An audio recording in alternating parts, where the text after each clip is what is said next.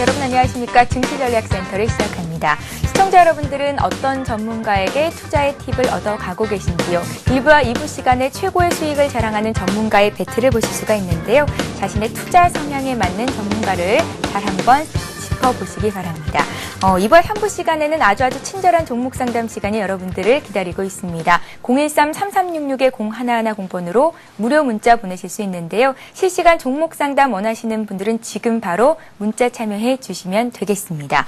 자, 지난밤 미국 뉴욕 증시는 개선된 기업들의 실적 그리고 중국의 금리 인상 충격이 완화되면서 반등에 성공을 했었는데요. 국내 증시가 상승 출발한 이후에 장중에는 지지부진한 흐름을 이어가다가 현재는 보합에서 등락을 거듭하고 있는 모습입니다. 장 초반부터 기관 그리고 프로그램 쪽에서 매도 물량이 대거 출회되면서 지수에는 하방 압력을 가했는데요. 이 물량을 개인들이 받아주고 있는 형국입니다. 외국인들이 선물 쪽에서도 벌써 5천 계약 이상 매도 우위를 기록하고 있다는 점은 조금은 수급을 부담스럽게 하지 않나라는 생각이 드는데요. 시장 얘기는 좀 더 자세히 전문가 모시고 얘기 나눠보겠습니다.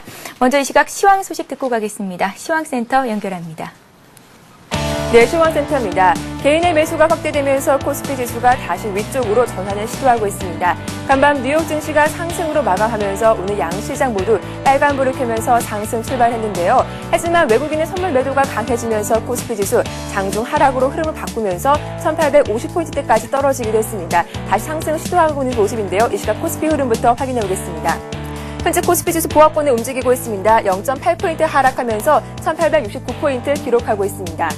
오늘 코스피 지수는 1878포인트로 상승 출발했습니다. 어제도 오후장 들어서 뒷심을 발휘하면서 상승 마감했는데요. 오늘장 추가 상승을 기대하기도 했지만 개장한 지 5분 만에 하락으로 흐름을 바꾸면서 장중 1858포인트까지 떨어지기도 했습니다. 현재 5일선과 20일선을 하회하면서 움직이고 있는 상황인데요. 1870포인트를 지지하기 위해서 끊임없이 움직이고 있는 모습입니다. 수급 상황 좀 더 자세히 확인해 보겠습니다. 오늘장 외국인과 기관, 프로그램 매물이 밀리면서 현재 코스피 지수 약세를 보여주고 있습니다. 하지만 개인이 강하게 매수 우위를 기록하면서 끊임없이 현재 상승을 시도하고 있는 모습인데요. 개인이 2,500원 이상 매수 우위를 기록하고 있고요. 기관이 500억 원, 외국인이 564억 원 매도하는 모습 보여주고 있습니다. 이어서 코스닥 흐름도 확인해 보겠습니다. 코스닥 시장 이틀 연속 상승하고 있습니다. 코스피와 대조적인 모습이 펼쳐지고 있는데요. 현재 코스닥은 4포인트 오른 524포인트를 기록하고 있습니다. 오늘 코스닥 단숨에 520포인트를 넘어서면서 524포인트로 시초가를 형성했습니다. 이후 개인과 외국인의 매도에 부담을 느끼면서 상승폭을 줄여가면서 522포인트와 524포인트에 조금 박스권 움직임 보여주고 있는데요. 11시 구간 코스닥은 0.7% 강보합에 움직이고 있습니다. 수급 상황 좀 더 자세히 확인해 보겠습니다.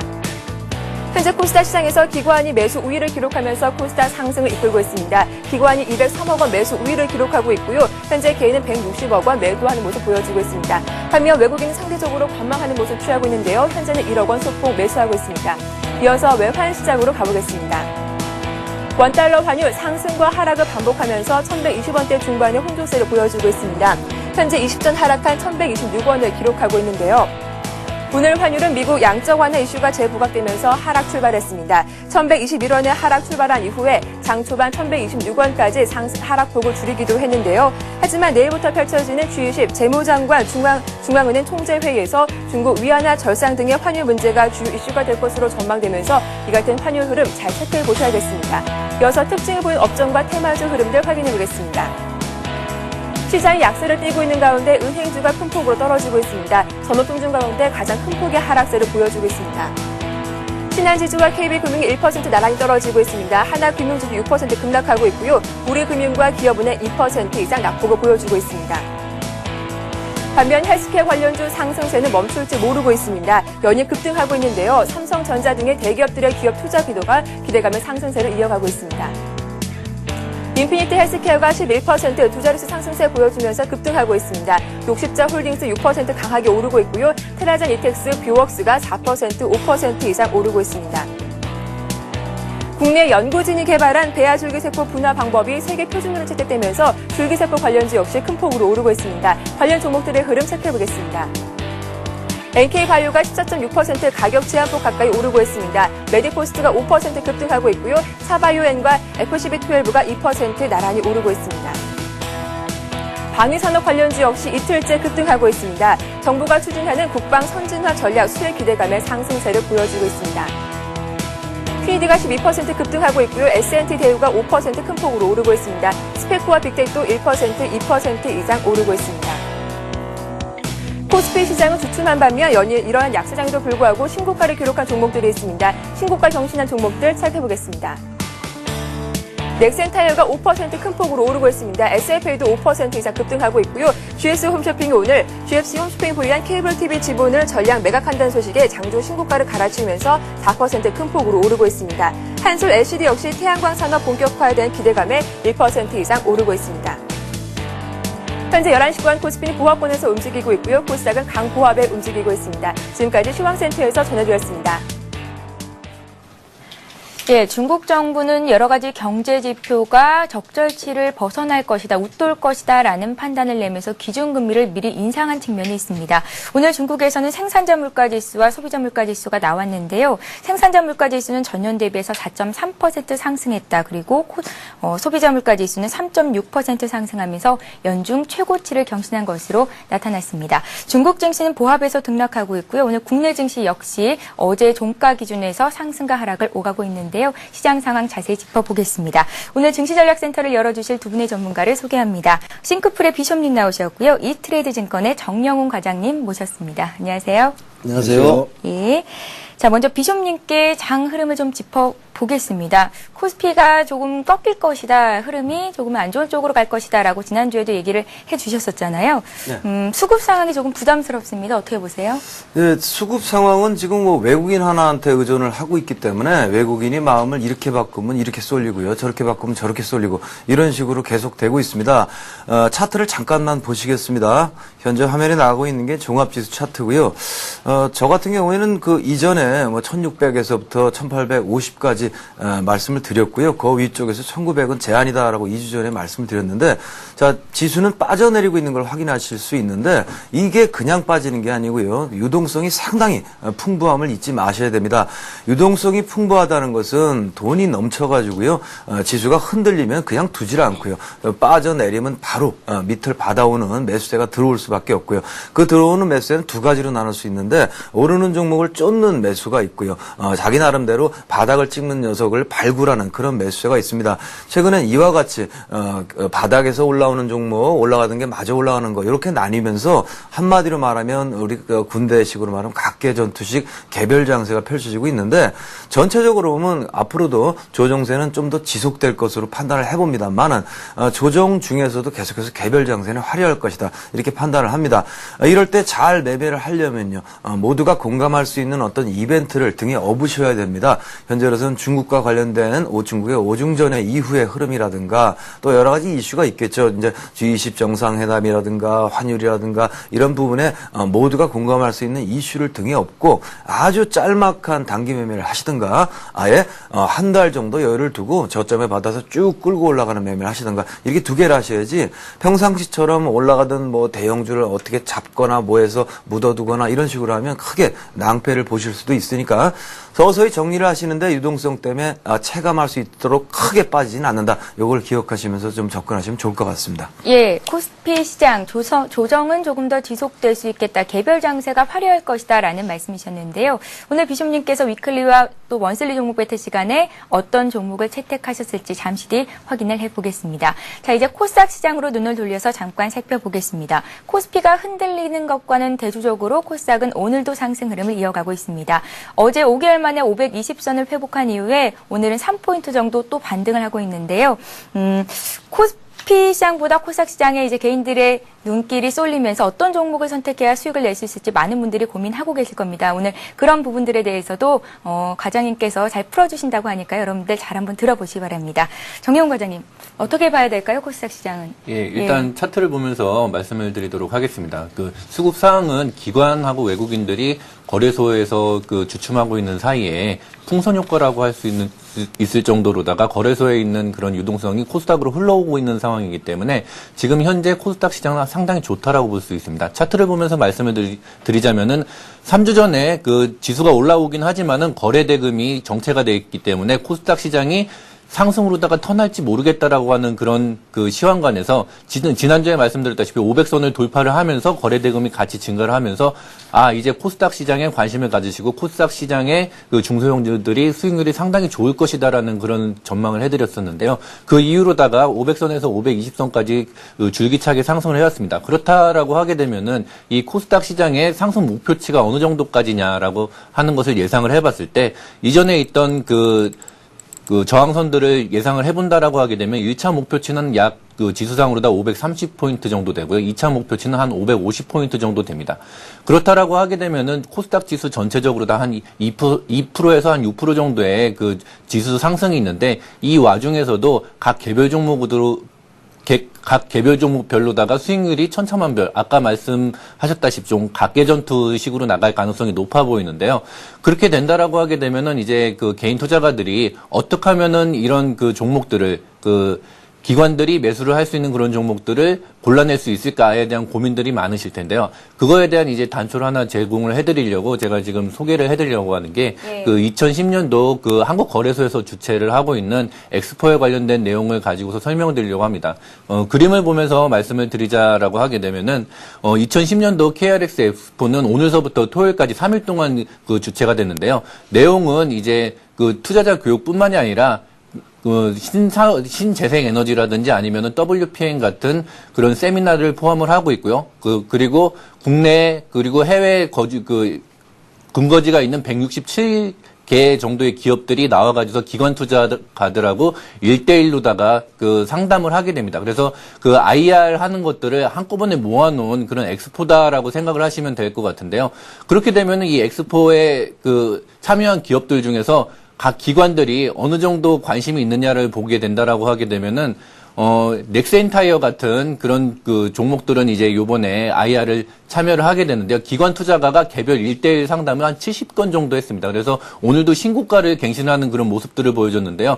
기관 투자가들이 이런 회사에 때 1대1로다가 면담을 한다, IR을 요청을 한다라고 하는 것들은 기관 투자가들의 관심이 많고 그 회사를 좀 더 잘 알아가지고서 더 투자할 여력이 많다. 그리고 투자를 하는 거는 지금 알아가고 있는 그런 과정이기 때문에 10월 달에 투자가 끝나는 게 아니라 10월 달, 11월 달, 12월 달, 연말까지는 이런 투자의 그런 흐름들이 이어질 것이다라고 하는 것들을 예상을 해보면 될 것 같습니다. 그래서 제가 18일자 기준으로다가 이제 1대1 상담 그 요청이 많은 그런 기업들로다가는 포스코 캠텍이라든지 포스코 ICT, 화신, SL, 아바코, 중국 원양자원, 일진에너지, 성광밴드, 만도, 태광 같은 그런 기업들의 1대1 신청이 많았다라고 합니다. 그런 측면에서 그런 그 신문 기사라든지 아니면 엑스포를 참관을 하면서 그런 기업에 대한 그 중소형주에 대한 투자의 가이드로 삼으시면 될 것 같고요. 또 하나는 이제 세미나를 많이 열게 되는데요. 세미나를 개최를 하는 것들이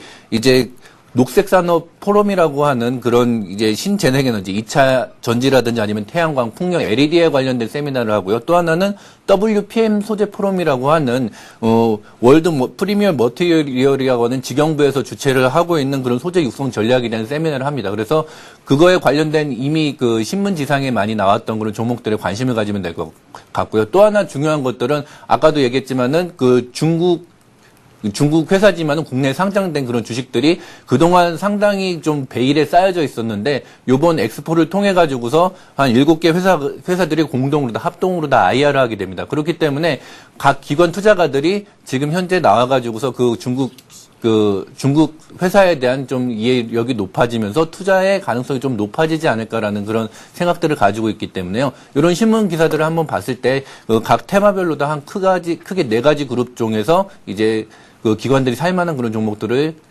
각 투자자분들이 좀 캐치를 해낼 수 있지 않을까라는 그런 생각을 가지고 있습니다. 예, 어떤 종목을 사야 되는지 고민하시는 분들 참 많으실 텐데요. 조금만 관심을 가지면 좋은 종목을 발굴하실 수 있습니다. 관련된 내용은 2010 KRX 엑스포 홈페이지를 통해서 참고하실 수 있으니까요. 관심 갖고 계신 분들은 또 참고하시면 될 것 같습니다. 자, 이제 본격적으로 오늘의 위클리 종목 배틀을 시작해 보겠습니다. 두 분의 전문가께서 한 종목씩을 들고 나오셨고요. 오늘 매수가를 결정해서 다음 주 출연하시기 전날까지 수익을 겨루게 됩니다. 자, 먼저 지난주 위클리 종목 배틀의 결과부터 확인을 해보겠습니다. 비숍님과 정영훈 과장님의 대결이었는데요. 승리는 정영훈 과장님께 돌아갔습니다. 동국 SNC가 수익이 1% 정도 났고요.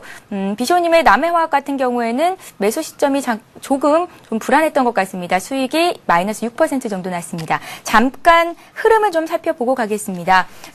먼저 비쇼님의 종목부터 살펴보죠. 남해화학 같은 경우에는 매수한 시점부터 주가가 조금 조정을 받았고요. 그 기간 동안 코스피가 좀 많이 내렸었던 측면이 있습니다. 수익은 마이너스 6% 정도가 났는데요. 거래소 내 종목이 수익 내기가 쉽지 않은 한 주 동안이었지 않았나 싶습니다. 자, 다음은 정형훈 과장님의 종목 보겠습니다. 동국 SNC였는데요. 월요일에 고점을 9,400원까지 올렸다가 주가가 조정을 받으면서 수익은 1% 정도로 내려왔습니다.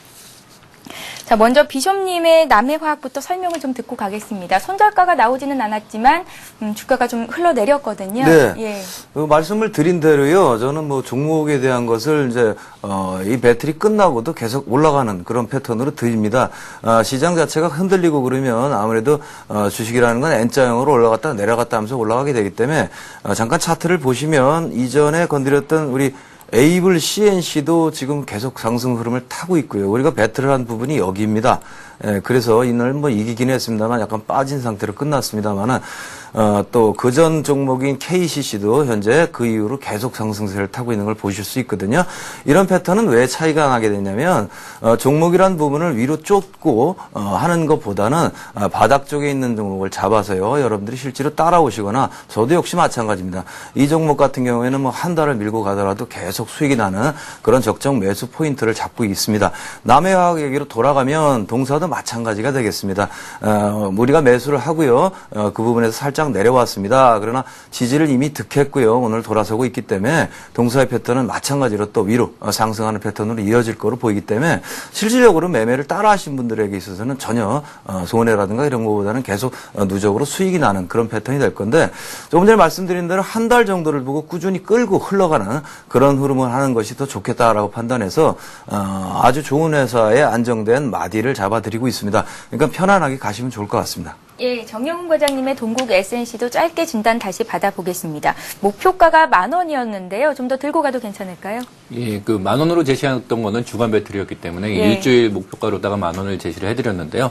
장중에 뭐 이제 올라가는 거 같다가 다시 또 그 종합주가지수 조정하고 더불어서 달성은 못했는데요.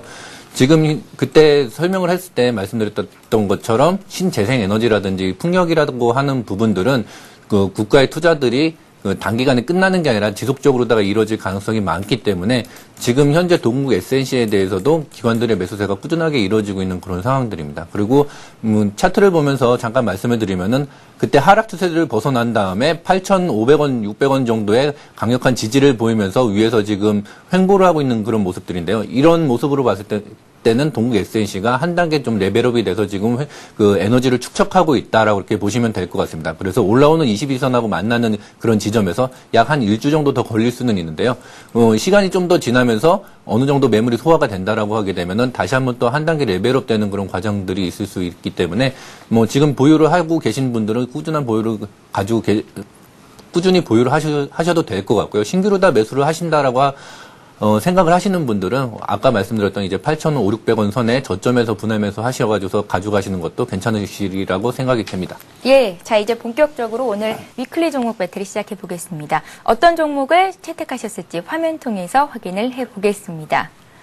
예, 오늘 비숍님께서는 중국 식품 포장을 선택하셨고요. 정영훈 과장님께서는 중국 원양자원을 택하셨습니다. 재밌는 건 두 종목 모두 국내에 상장된 중국 기업이라는 거겠죠. 자, 매수가를 결정해 보겠습니다. 먼저 비숍님의 중국 식품 포장 볼게요. 자, 중국의 금리 인상 소식으로 어제 일제히 강세를 기록했었죠. 금리 인상이 중국 경제의 견고함에 대한 확인으로 해석이 됐다라고 볼 수가 있을 텐데요. 중국 식품 포장이 어제 4% 급등하고 오늘 1% 더 오릅니다. 5,130원에 매수가를 결정하겠습니다. 자, 정영훈 과장님의 종목도 살펴봅니다. 중국 원양자원인데요. 중국 원양자원 같은 경우에 어제 9% 올랐었고요. 오늘도 강보합권에 있습니다. 1,800원에 매수가를 결정하겠습니다.